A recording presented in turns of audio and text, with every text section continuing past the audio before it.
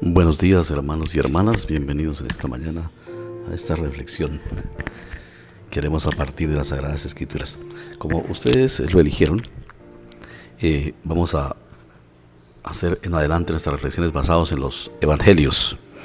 Pero antes, en esta oportunidad y para esta ocasión, permítame hacer una pequeña introducción a los Evangelios. Los Evangelios fueron escritos entre los años 65 al 90 después de Cristo.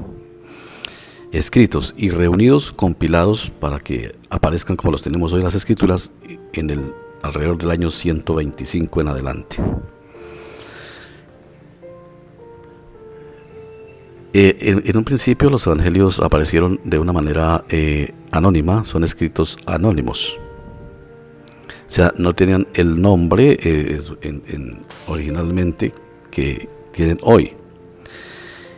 El término evangelio es usado en la Biblia de dos maneras, como verbo y como sustantivo.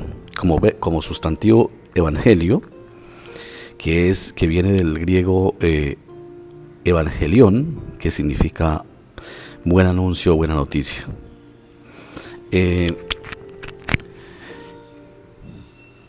También, respecto a los evangelios, se usaba el nombre original, el nombre evangelio se usaba como sustantivo, se usaba en el mundo pagano, en los tiempos de los emperadores. Por ejemplo, cuando iba a nacer un emperador, se propagaba el evangelio, o sea, la buena noticia.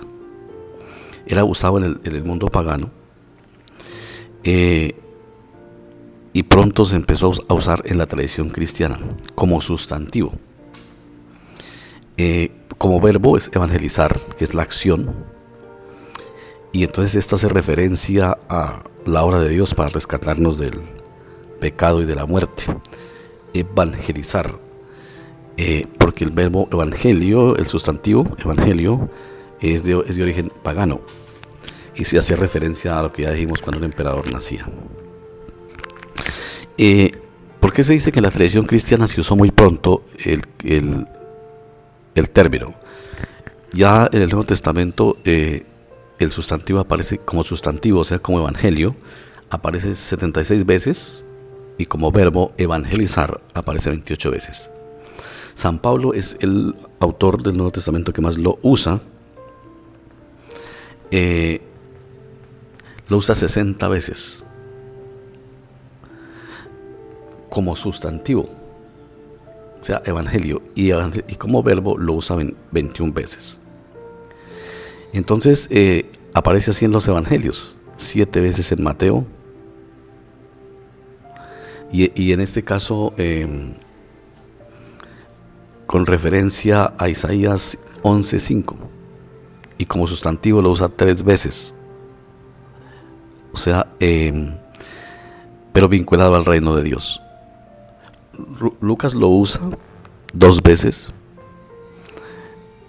y Pedro en Hechos 15:7 y Pablo en Hechos 20:20, aunque así se usa abundantemente las formas verbales. Entonces, el origen de evangelio es de nombre pagano, que se aplicaba al emperador cuando había un nacimiento de un nuevo emperador. La tradición cristiana lo usó como sustantivo para hablar de la obra salvífica, y como verbo evangelizar, o sea, extender el evangelio. Son 4 los evangelios. Después la tradición los ha dividido en 2 partes: los evangelios sinópticos, que son Mateo, Marcos y Lucas, y el 4.º evangelio, que es el evangelio de Juan. Como dijimos, fueron escritos entre los años 60 y los años 90 y compilados hacia el año 125 en adelante, como aparecen en las Sagradas Escrituras. Algunas cartas de los apóstoles fueron escritas primero que los evangelios. De hecho, Lucas nos dice que él, para escribir el evangelio, investigó, nos dice al hacer la introducción de este evangelio, lo que indica que él también se basó para su escrito en algunas cartas, probablemente de los apóstoles, lo que nosotros llamamos las cartas apostólicas. Así, con esta pequeña introducción de manera de datos, vamos a entrar de lleno. Voy a obviar el capítulo 1 por una razón. Es la genealogía, son nombres, son un resto de nombres que nos muestran las generaciones que vinieron desde Abraham hasta nosotros. Entonces, pues son nombres que ustedes los pueden leer, no necesitan mayor explicación, porque ¿qué se le va a explicar a unas genealogías hasta un poco tediosas para leer? Voy a empezar con el capítulo 1, los versículos 18 al 21, la primera parte, que dice así: Evangelio de Mateo 1, 18 al 21. El nacimiento de Jesucristo fue así. Estando desposada María su madre con José, antes que se juntasen, se halló que había concebido del Espíritu Santo.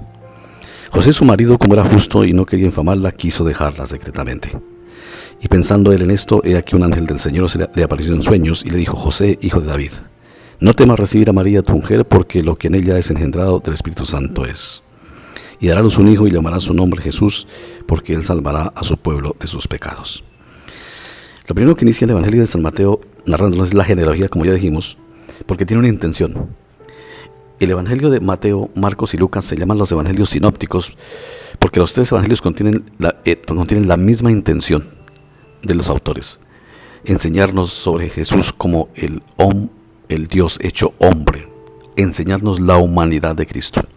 Por eso inicia San Mateo con los nombres de la genealogía terrena, o sea, de las generaciones terrenas de donde viene el Señor Jesucristo, porque, como dijimos, están interesados en presentarnos a Jesucristo como el Dios hecho hombre, o sea, la humanidad, su humanidad. El énfasis de los evangelios sinópticos, Mateo, Marcos y Lucas, es presentarnos la humanidad de Cristo. Y por eso comienza también a narrarnos el nacimiento desde el punto de vista terreno. Nos dice que estaba María, una muchacha de más o menos 16 años, desposada con José, un hombre de casi 40 y algo de más años.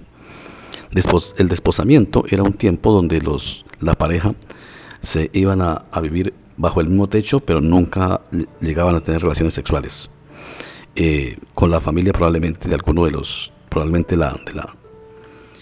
de la novia o del novio, no es preciso, pero era un tiempo que antes del matrimonio, antes de unirse en matrimonio según la tradición antigua, ellos se desposaban. Estaban viviendo juntos bajo el mismo techo, pero no se unían carnalmente, no se unían sexualmente. Por eso es que dice José, su marido, que era justo cuando se dio cuenta que María estaba embarazada. Eso era terrible para la época, porque significaba que ella había sido infiel. Porque en el desposamiento ellos eran respetuosos, no había relaciones sexuales, por lo tanto, que ella resultara embarazada era muy extraño. Si José no se había llegado a ella por cuestiones obvias del desposamiento y de todo lo que eran la tradición en ese momento, y ella aparece embarazada. Y se sabía que cuando una mujer era infiel podía recibir un duro castigo. Entonces, ¿qué hizo José? José no publicó el hecho. Donde publique le había tocado someter al proceso de las leyes del momento. Probablemente María pudiera haber sido muerta a piedra, porque así era la ley. El que fuera infiel moría apedreado. Entonces, por eso José más bien como que dijo: yo me voy. Dice, quiso dejarla secretamente para no hacerle daño. Entonces, el entender el Evangelio nos ayuda el contexto. ¿Por qué era así? ¿Por qué era desposamiento? Era un tiempo, como dijimos, donde antes de consumar el matrimonio, ellos se iban a vivir bajo el mismo techo, pero no se llegaban en la unión sexual. Entonces, y estando José pensando, imagínense a ustedes a José, lo que siente una persona cuando ve que su futura esposa, su futura compañera, le resulta embarazada.